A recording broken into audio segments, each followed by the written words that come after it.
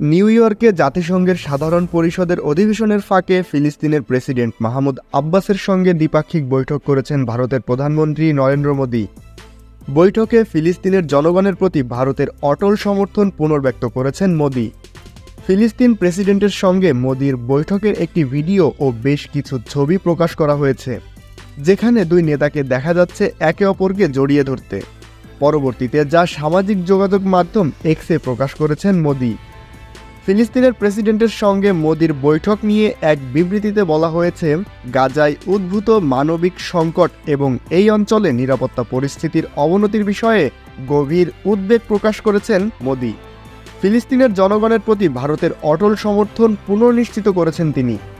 এছাড়াও তিনি বলেন, ভারত ফিলিস্তিনকে স্বীকৃতি দেওয়া প্রথম দেশগুলির মধ্যে একটি ছিল। তিনি জাতিসংঘের ফিলিস্তিন সদস্যতার প্রতি ভারতের অব্যাহত সমর্থন জানিয়েছেন।